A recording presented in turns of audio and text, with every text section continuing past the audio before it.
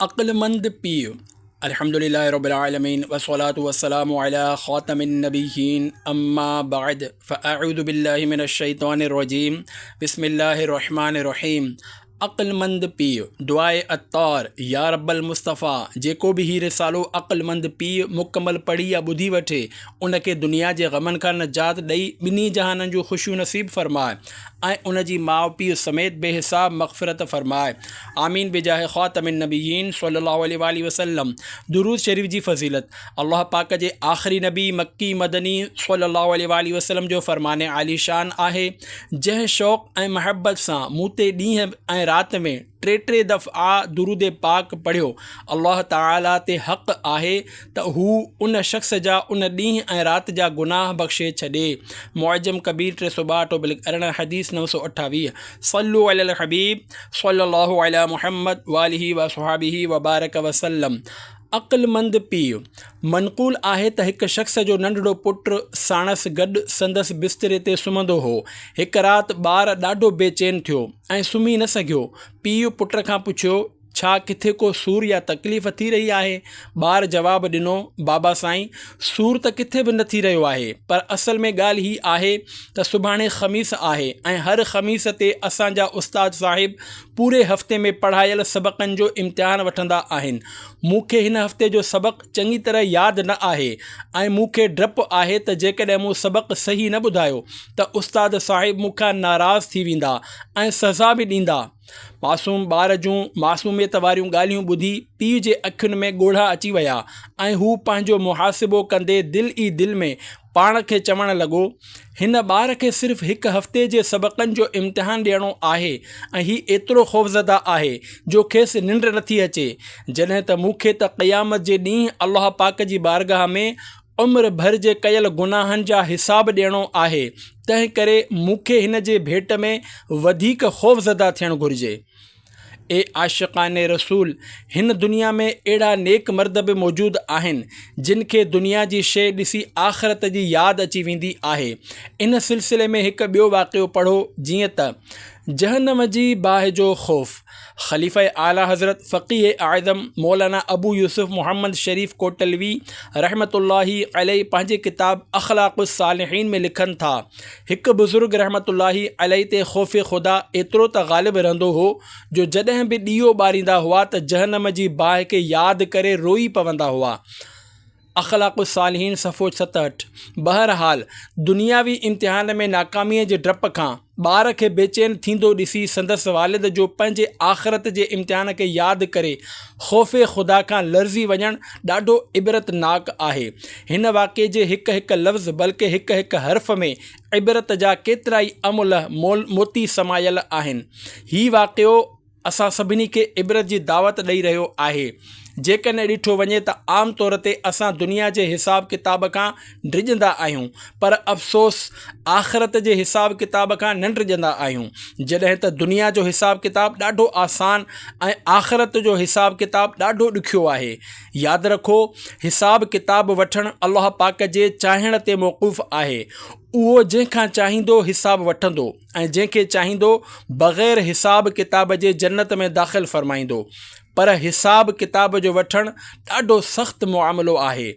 मैदाने महशर जा 5 सुवाल।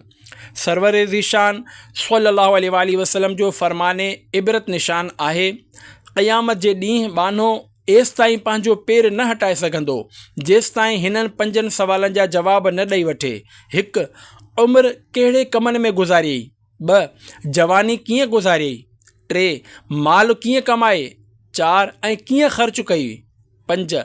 पंहिंजे इल्म ते केतिरो अमल कयुई? तिरमिज़ी 188/4 हदीस 24-24। असां मां जेके जवान आहिनि तन खे ग़ौर करणु घुरिजे त हू जवानी कीअं गुज़ारे रहिया आहिनि। जॾहिं क़यामत जे ॾींहुं खाइनि पुछियो वियो त जवानी कीअं गुज़ारी, त उहे कहिड़ो जवाबु ॾींदा ऐं जिन माण्हू जी जवानी गुज़री चुकी आहे उन्हनि खे वधीक गौर करणु घुरिजे त उन्हनि जवानी कीअं गुज़ारी आहे। जेकॾहिं संदन जवानी अलाह पाक जी रिज़ा ऐं संदसि प्यारे हबीब सल्लल्लाहु अलैहि वसल्लम जी सुन्नत मुताबिक़ न गुज़री आहे त उन ते खेनि ॻोढ़ा ॻाड़े अलाह पाक जी बारगाह में रोई रोई तौबह करणु घुरिजे, छो त अञा ताईं तौबह जो दरवाज़ो खुलियल आहे। सुबुह जो भुलियल शाम जो घर मोटी अचे त खेसि भुलियल न चइबो आहे। ए आशिक़ाने रसूल, अञा असांजी ज़बान में ताक़त आहे, अक़ल सलामत आहे ऐं मरण खां अॻु तौबह करण जो मौक़ो मौजूदु आहे। तंहिं करे असांखे फ़ौरन तौबह करणु घुरिजे। जेके माण्हू हिन वक़्तु जवानीअ में क़दम रखी चुका आहिनि ऐं ऐश इशरत वारी ज़िंदगी गुज़ारे रहिया आहिनि, उन्हनि खे घुरिजे त पंहिंजी जवानी ते रहम कनि, नेक अमाल बजा आणनि ऐं यादि रखनि त अन क़रीब संदन जवानी ख़तमु थियण वारी आहे।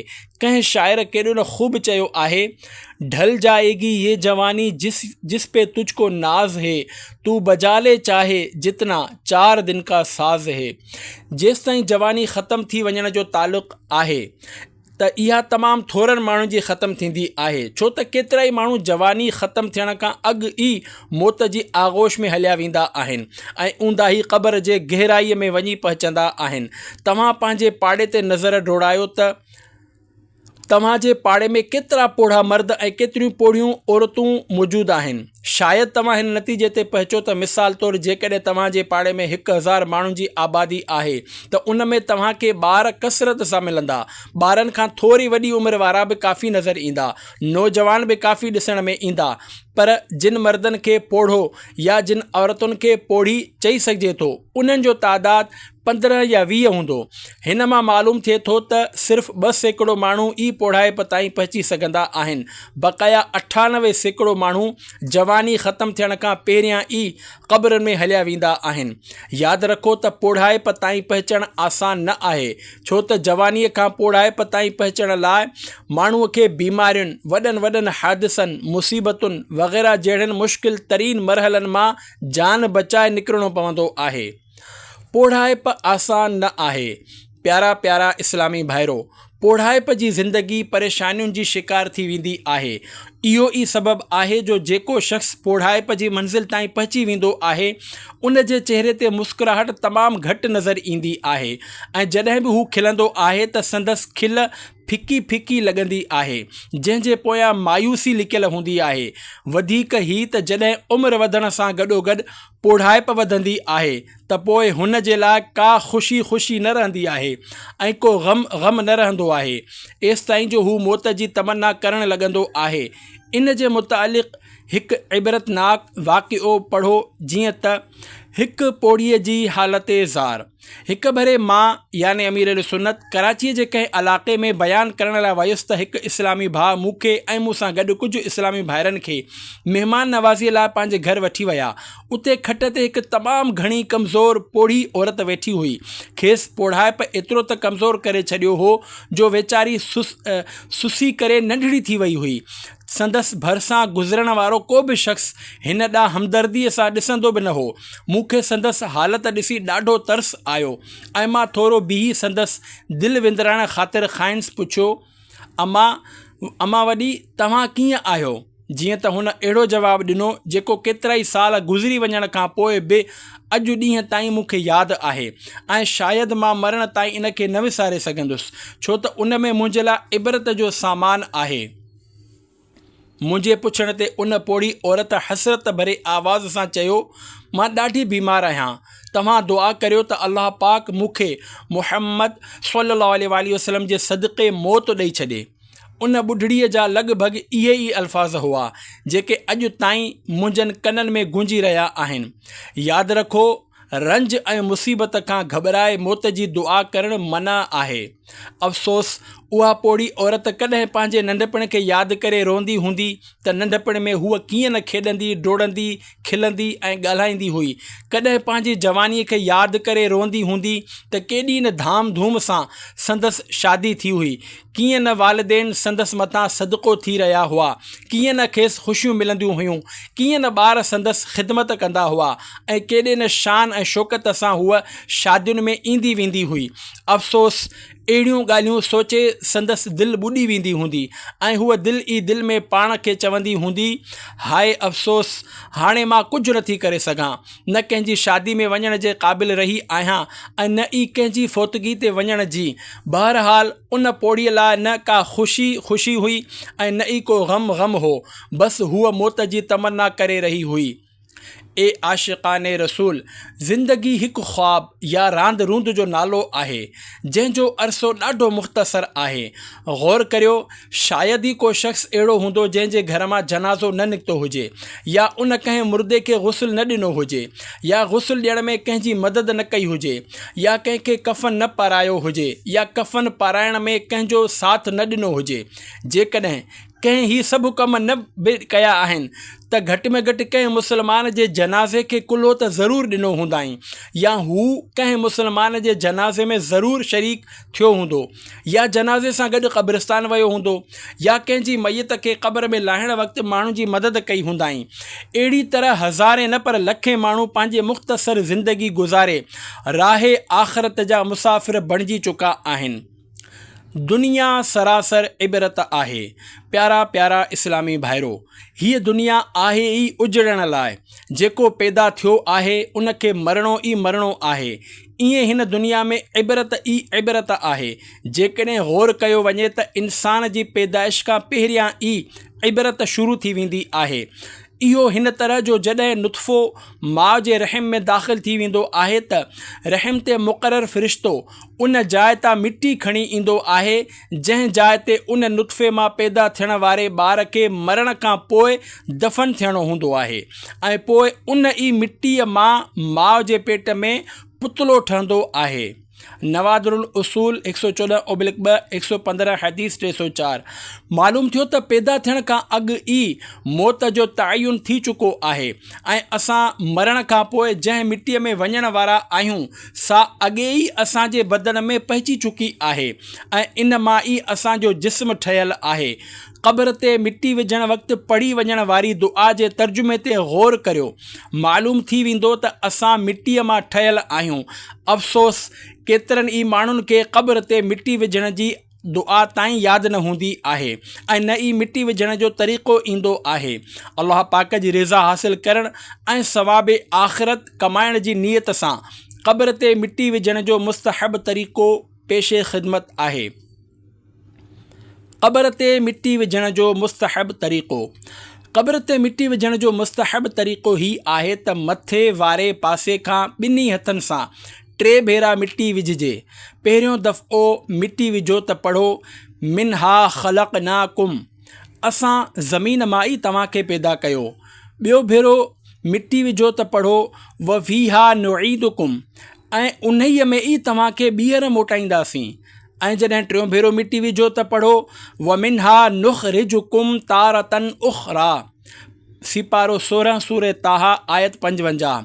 ऐं इन्हीअ मां तव्हांखे ॿीहर कढंदासीं, पोइ बक़ाया मिटी कोडर या बेलचे वग़ैरह सां विझी छॾियो। दुनियावी ज़िंदगीअ जी हक़ीक़त। ए आशिक़ाने रसूल, दुनियावी ज़िंदगी रांदि रूंद खां सवाइ कुझु बि न आहे। जीअं अल्लाह पाक दुनियावी ज़िंदगीअ जी हक़ीक़त बयानु कंदे इरशाद फ़रमाए थो, वमा हाज़िहिल हयातुद्दुनिया इल्ला लहवुन व लइब व इन्नद्दारल आख़िरत लहियल हयवानु लौ कानू यअलमून। तर्जुमो कंज़ुल इरफ़ान। ऐं ही दुनिया जी ज़िंदगी त सिर्फ़ु रांदि रूंद आहे ऐं बेशक आख़िरत जो घर ज़रूरु इहा ई सची ज़िंदगी आहे। कहिड़ो न चङो हो जेकॾहिं उहे ई ॼाणनि हा। हिन मुबारक आयत जे हवाले सां हज़रत अल्लामा मौलाना नईमुद्दीन मुराद आबादी रहमतुल्लाही अलैहि इरशाद फ़रमाइनि था, जीअं ॿार घड़ी खनि खेॾंदा आहिनि, रांदि रूंद में दिलि लॻाईंदा आहिनि, पोइ इहो सभु कुझु छॾे हलिया वेंदा आहिनि, अहिड़ो ई हाल दुनिया जो आहे त हीअ निहायत जल्द ख़तमु थियण वारी आहे ऐं मौत हिन खां अहिड़ी तरह जुदा करे छॾींदो आहे जीअं रांदि खेॾण वारा ॿार मैदान छॾे हलिया वेंदा आहिनि। तफ़सीर ख़ज़ाइनुल इरफ़ान फ़ी पारो 21 सूरह अनकबूत तहतुल आयत 64 सफ़ो 747। जॾहिं ॿार रांदि रूंद में मशग़ूल हूंदो आहे त संदसि वक़्तु एतिरो त जल्दी गुज़री वेंदो आहे जो खेसि ख़बर ई न पवंदी आहे। साॻियो ई हाल दुनियावी ज़िंदगीअ जो आहे त उहा बि ॾाढो जल्दी गुज़री ख़तमु थी वेंदी आहे ऐं माण्हूअ खे अहसास बि न थींदो आहे। केतिरा ई माण्हू पंहिंजो मुस्तक़बिल रोशन करण जी फ़िक्र में लॻल हूंदा आहिनि त ओचितो मौत जो शिकार थी ऊंदा ई क़बर में पहुची वेंदा आहिनि। यादि रखो, असांजो हक़ीक़ी मुस्तक़बिल क़ब्रिस्तान सां वाबस्ता आहे जंहिंमें असांखे हज़ारे साल रहणो आहे, तंहिं करे उन जी तयारी करणु घुरिजे। अॼु असां दुनिया में जंहिंखे पंहिंजो मुस्तक़बिल सम्झी वेठा आहियूं सो असांजी हक़ीक़ी मुस्तक़बिल न आहे ऐं ज़रूरी न आहे त उहो असांखे हासिल बि थी वञे। इन हवाले सां हिकु इबरतनाक वाक़ियो पेश ख़िदमत आहे, जीअं त नौजवान डॉक्टर जो मौत। पाकिस्तान जे मशहूरु शहर कराचीअ सां तालुक़ु रखंदड़ हिकु शख़्स किरयाने जो दुकानु हलाए पंहिंजो गुज़र बसर कंदो हो। संदसि ख़्वाहिश हुई त मुंहिंजो पुटु कंहिं तरह अमरीका हलियो वञे, उते पढ़ी लिखी डॉक्टरीअ जी डिग्री हासिल करे, पोइ वापसि पंहिंजे मुल्क अची कराचीअ में हिकु प्राइवेट क्लिनिक खोले पंहिंजो मुस्तक़बिल ख़ूब रोशन करे ऐं मुंहिंजे लाइ पीढ़ीअ जो सहारो बि बणिजे। पंहिंजे इन ख़्वाहिश खे पूरो करण लाइ आख़िरकार उन दुकानदार पंहिंजो पेट कटे या माण्हुनि खां कर्ज़ वठी एतिरी रक़म जमा कई जीअं पंहिंजे पुट खे अमरीका मोकिले सघे। तंहिं करे हुन पंहिंजे गुलनि जहिड़े पुट जो मुस्तक़बिल रोशन करण लाइ खेसि अमरीका मोकिले छॾियो। पुटु अमरीका में डॉक्टरीअ जी तालीम मुकमल कई ऐं पोइ कराची अची वालिद जी ख़्वाहिश मुताबिक़ पंहिंजे घर जे वेझो हिकु प्राइवेट क्लिनिक खोलियाईं। संदसि पीउ ॾाढो ख़ुशि हो त हाणे मुंहिंजे पुट जो मुस्तक़बिल रोशन थी वियो आहे, मूंखे पढ़ाइप जो सहारो मिली वियो आहे। जीअं त अञा ताईं उन डॉक्टर जी शादी न थी हुई, तंहिं करे संदसि पीउ सोचियो त पहिरियां कुझु पैसो जमा थी वञे त जीअं मुंहिंजे पुट जो मुस्तक़बिल ख़ूब चङी तरह चमकी पए, पोइ संदसि शादी कंदुसि। आख़िर एतिरी जल्दी ई कहिड़ी आहे। पंहिंजे मनसूबे खे पूरो थींदो ॾिसी पीउ ॾाढी ख़ुशीअ सां ज़िंदगीअ जा ॾींहं गुज़ारणु लॻो, पर कुदरत खे कुझु ॿियो ई मंज़ूरु हो। थियो कुझु हिन तरह जो क्लिनिक खोलण खां 2 या 3 महीना पोइ उन नौजवान डॉक्टर खे यरक़ान साई थी पई। हुन पंहिंजे तौर ते दवाऊं इस्तेमालु कयूं पर खेसि को फ़ाइदो न थियो। पोइ जॾहिं वॾनि डॉक्टरनि सां रुजू कयाईं त उन्हनि खेसि इस्पताल में दाख़िल करे छॾियो। अफ़सोस, कुझु ॾींहं बीमारीअ जे बिस्तरे ते गुज़ारण खां पोइ जेको नौजवान 2 या 3 महीना अॻु अमरीका मां डॉक्टर बणिजी आयो हो, भरपूर जवानीअ में इंतक़ाल करे वियो। बाद में संदसि पीउ खे हीउ चवंदे ॿुधो वियो त हाय अफ़सोस, मूं पंहिंजे पुट जी तालीम ते जेके पैसा ख़र्च कया हुआ अञा उहे वसूल बि न थिया हुआ त मुंहिंजो पुटु इंतक़ाल करे वियो। हुए नामवर बेनिशां कैसे कैसे, ज़मीं खा गई नौजवान कैसे कैसे, जगह जी लगाने की दुनिया नहीं है, ये इबरत की जाहे तमाशा नहीं है। ए आशिक़ाने रसूल, ॾिठो अव्हां नौजवान डॉक्टर पोढ़ाइप खे पहुचण खां पहिरियां ई पंहिंजी भरपूर जवानीअ में मौत जो शिकार थी वियो। थोरो गौर करियो, डॉक्टरीअ जी डिग्री खेसि क़ब्र में कहिड़े कमु ईंदी। ए काश संदसि पीउ जेकॾहिं खेसि हाफ़िज़े क़ुरान बणाए हा त न सिर्फ़ु उन जे पंहिंजी पर संदसि घर वारनि जी बि आख़िरत संवरजी वञे हा। इन सां गॾोगॾु एतिरो सरमायो बि ख़र्च न थिए हा ऐं न ई हिकु पोढ़े पीउ खे पंहिंजे गुलनि जहिड़े पुट खे तालीम लाइ ॿियनि जे हवाले करिणो पवे हा। पर अफ़सोस, ईअं न थी सघियो। हीउ वाक़ियो असांखे इबरत जी दावत ॾेई रहियो आहे, पर अक्सर करे माण्हू इबरत हासिल करण बदिरां अहिड़नि वाक़िअनि खे हिकु कन खां ॿुधी ॿिए कन खां कढी छॾींदा आहिनि। अॼुकल्ह सूरत हाल कुझु अहिड़ी आहे जो बेनमाज़ियुनि जी ॼण त तइ करे छॾियो आहे त छा बि थी पए असांखे नमाज़ नाहे पढ़णी। दाढ़ी कूड़ाइण वारनि शायदि क़सम खणी छॾियो आहे त मौलवी खणी केतिरो बि ज़ोर लॻाइनि, असां शैतान सां बेवफ़ाई करे दाढ़ी हरगिज़ न रखंदासीं। फिल्मूं ऐं ड्रामा ॾिसण वारनि पंहिंजे मथां लाज़िम करे छॾियो आहे त कुझु बि थी पए असां फिल्मूं ऐं ड्रामा ॾिसण खां बाज़ न ईंदासीं। बहरहाल ज़बाने क़ाल याने पंहिंजे वात सां त को बि न चवंदो आहे, पर ज़बाने हाल याने अमल सां केतिरा ई माण्हू इहो ई चवंदे नज़र अची रहिया हूंदा आहिनि त असां न सुधरिया आहियूं, न सुधरंदासीं, क़सम खणी छॾियो आहे। अॼुकल्ह मुआशिरे में दाढ़ी रखणु मआज़ अल्लाह ऐब शुमार थियण लॻो आहे। जॾहिं त जंहिं साए गुंबज़ जे हिकु झलक ॾिसण लाइ असां तड़पंदा आहियूं, उन सब्ज़ गुंबद जे मकीन जनाबे रहमतुल लिल आलमीन सल्लल्लाहु अलैहि वसल्लम जे मुबारक चेहरे ते हसीन दाढ़ी मुबारक सजियल हूंदी हुई। मथे मुबारक ते नूरानी इमामो शरीफ़ सजियल हूंदो हो ऐं प्यारा प्यारा गेसू याने वार झूमी झूमी संदन मुबारक कननि खे चुमियूं ॾींदा हुआ। जेके माण्हू उन करे दाढ़ी कूड़ाईंदा आहिनि त किथे मुला न बणिजी वञूं। अहिड़नि खे गौर करणु घुरिजे त जंहिं हस्तीअ जो उन्हनि कलमो पढ़ियो आहे, उन्हनि जे मुबारक चेहरे ते दाढ़ी शरीफ़ जगमगाईंदी रहंदी हुई। ए बेनमाज़ियो, अव्हां बि ॿुधो। ए माहे रमज़ान जा रोज़ा बग़ैर शरई उज़र जे क़ज़ा करण वारो, अव्हां बि ॿुधो। ए जुआ खेॾण वारो, तव्हां बि ॿुधो। ए शराब नोशी करण वारो, तव्हां बि ॿुधो। ए हीरोइन ऐं चर्स पीअण वारो, अव्हां बि ॿुधो। ए वीडियो गेम्स खेॾाइण वारो, अव्हां बि ॿुधो। ए वीडियो सेंटर हलाइण वारो, अव्हां बि ॿुधो। माउ पीउ खे सताइण वारो, अव्हां बि ॿुधो। ए दाढ़ी कूड़ाइण ऐं हिकु मुठ खां घटाइण वारो, तव्हां बि ॿुधो। ए मुसलमाननि खे अजायो ईज़ाइण वारो, अव्हां बि ॿुधो। पंहिंजी औलाद जी सुन्नत मुताबिक़ तरबियत न करण वारो, अव्हां बि ॿुधो। ज़िद छॾे ॾियो, सिधे रस्ते ते अची वञो ऐं यादि रखो, जेकॾहिं ईअं ई गुनाहनि जो सिलसिलो जारी रहियो ऐं अव्हां पंहिंजे इन ई ज़िद ते क़ाइमु रहिया त असां नमाज़ूं न पढ़ंदासीं, रमज़ान मुबारक जा रोज़ा न रखंदासीं, फिल्मूं ऐं ड्रामा ॾिसण खां बाज़ न ईंदासीं, त अल्लाह पाक ऐं संदसि प्यारा हबीब सल्लल्लाहु अलैहि वसल्लम नाराज़ थी सघनि था ऐं मआज़ अल्लाह ईमान बि बर्बाद थी सघे थो। जेकॾहिं ईअं थियो त जहन्नम जो अज़ाब भोगणो पवंदो। इबरत ख़ातिर जहन्नम में काफ़िरनि खे ॾिनो वेंदड़ अज़ाब जी हिकु झलक मुलाहिज़ा फ़रमायो, जीअं त अल्लाह पाक क़ुरान मजीद में इरशाद फ़रमाए थो। सीपारो 22 सूरह अहज़ाब आयत 66-68 तर्जुमो कंज़ुल इरफ़ान। जंहिं ॾींहुं उन्हनि जा मुंहं बाहि में बार बार विधा वेंदा त चवंदा हूंदा, हाय ए काश असां अल्लाह जो हुकुम मञियो हुजे हा ऐं रसूल जो हुकुम मञियो हुजे हा, ऐं चवंदा, ए असांजा रब, असां पंहिंजे सरदारनि ऐं पंहिंजे वॾनि जे चवण ते हलियासूं, सो उन्हनि खे वाट खां भटकाए छॾियो।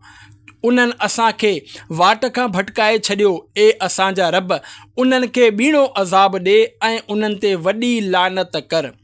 ख़बर पई त जेको पंहिंजे लीडरनि या पंहिंजनि वॾनि जे करे सिधे रस्ते खे छॾे ॾींदो, उहो गुनहगार ऐं अज़ाबे नार जो हक़दार थींदो। हिन ते उन्हनि माण्हुनि खे बि गौर करणु घुरिजे जेके दाढ़ी रखण लाइ तयारु त थी वेंदा आहिनि, पर चवंदा आहिनि त पहिरियां असां पंहिंजे वालिद साहिब खां दाढ़ी रखण जी इजाज़त वठंदासीं, जेकॾहिं उन्हनि इजाज़त ॾिनी त दाढ़ी रखंदासीं, न त न रखंदासीं।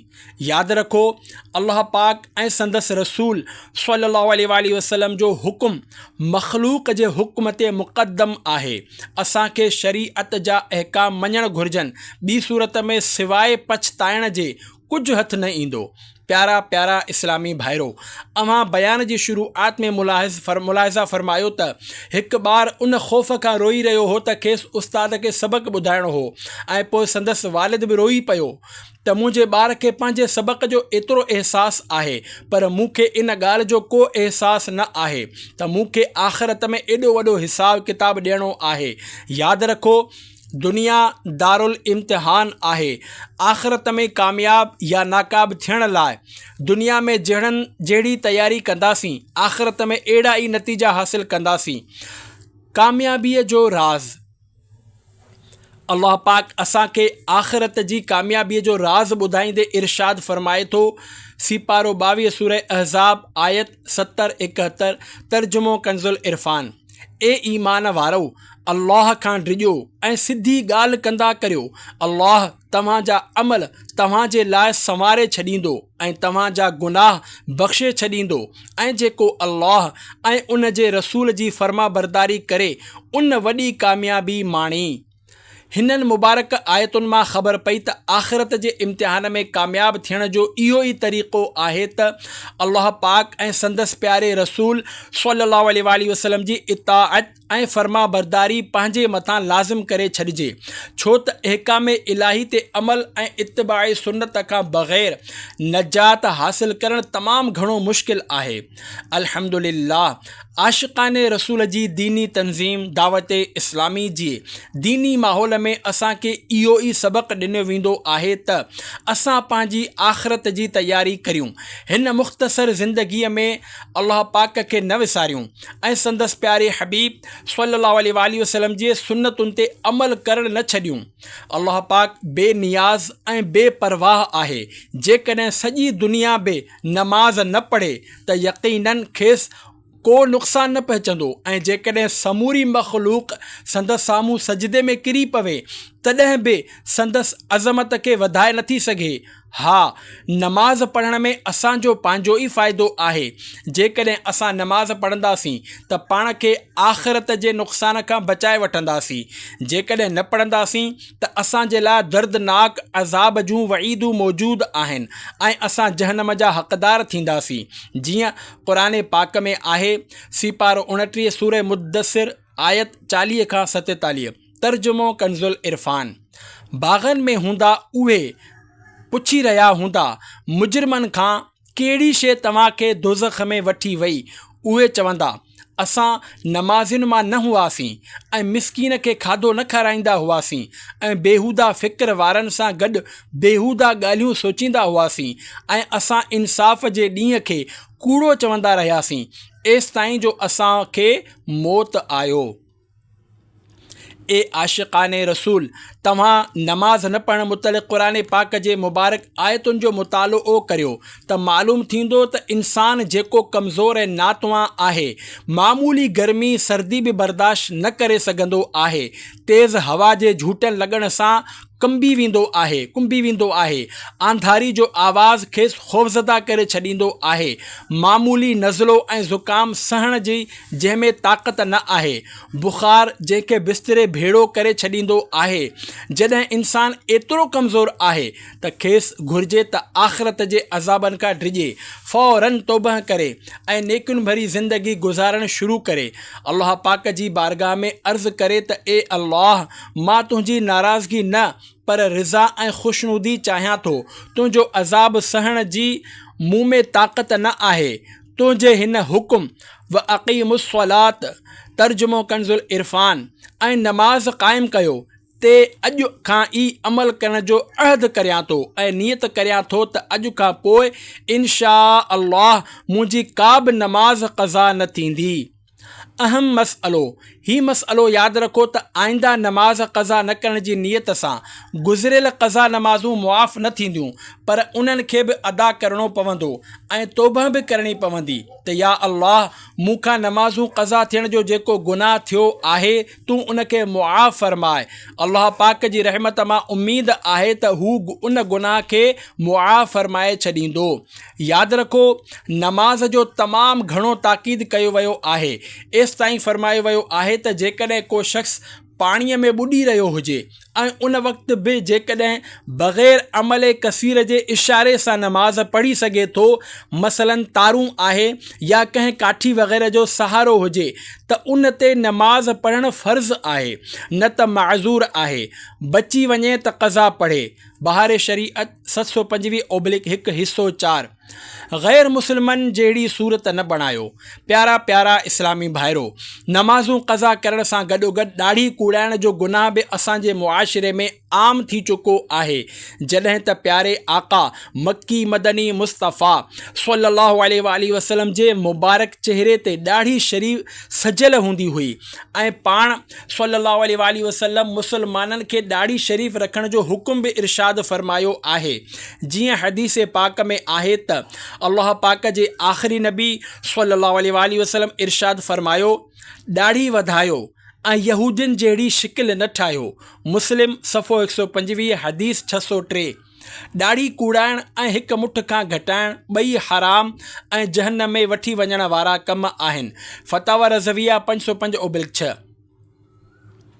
तंहिं करे ॾाढ़ी कूड़ाइण ऐं हिकु मुठ खां घटाइण खां तौबह करियो ऐं जेकॾहिं ख़ुदा न ख़्वास्ता कंहिं ॾाढ़ी कूड़ाइण या हिकु मुठ खां घटाइण जो ज़िद करे रखियो हुजे त पंहिंजे इन ज़िद खे शैतानी कमु सम्झी छॾे ॾिए, छो त गुनाह ते अड़ियो रहणु शैतानी सिफ़त आहे। जीअं शैतान जो ज़िद।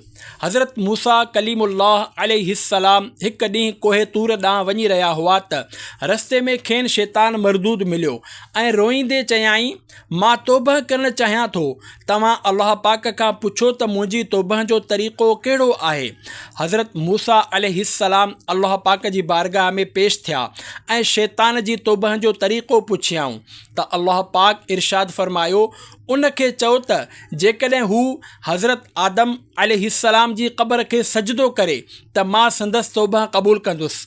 हज़रत मूसा अलैहिस्सलाम शैतान खे चयो, मां तुंहिंजी तौबह जो तरीक़ो पुछी आयो आहियां, बसि तूं हज़रत आदम अलैहिस्सलाम जी क़बर खे सजदो करे छॾ, तुंहिंजी तौबह क़बूल कई वेंदी। इहो ॿुधी शैतान ठठोल कंदे खिलियो ऐं चयाईं, ए मूसा, मां त उन वक़्तु बि हज़रत आदम अलैहिस्सलाम जे साम्हूं न झुकियो हुयुसि जॾहिं हू पाण नफ़्स बनफ़ीस मुंहिंजे साम्हूं मौजूदु हुआ, त हाणे मां संदन क़बर जे साम्हूं कीअं थो झुकी सघां। तंबीहुल गाफ़िलीन सफ़ो 110। प्यारा प्यारा इस्लामी भाइरो, मालूम थियो त बुराईअ ते अड़ियो रहणु शैतानी कमु आहे ऐं शैतान जो अंजाम बि अव्हां जे साम्हूं आहे त संदसि गले में लानत जो तोक़ विधो वियो आहे। असां मुसलमान आहियूं ऐं मुसलमान जो कमु बुराईअ ते क़ाइमु रहणु न पर उन खां परे रहणु आहे। अल्हम्दुलिल्लाह सभिनी मुसलमाननि खे प्यारे आका सल्लल्लाहु अलैहि वसल्लम जी प्यारी प्यारी हसीन सूरत पसंद आहे। उनके जलवों में हैं वो दिलचस्पियाँ जो यहाँ पहुँचा यहीं का हो गया। तमाम इस्लामी भाइर नियत करियो त अॼु खां पोइ प्यारे आका सल्लल्लाहु अलैहि वसल्लम सां महबत जी निशानी याने ॾाढ़ी शरीफ़ असांजे चेहरे तां कॾहिं बि न कटिबी ऐं अॼु खां ई असांजो चेहरो प्यारे आका सल्लल्लाहु अलैहि वसल्लम जी सुन्नत सां जगमगाइण शुरू करे छॾींदो इंशा अल्लाह। सल्लु अलल हबीब सल्लल्लाहु अला मुहम्मद व आलिही व अस्हाबिही व बारक वसल्लम।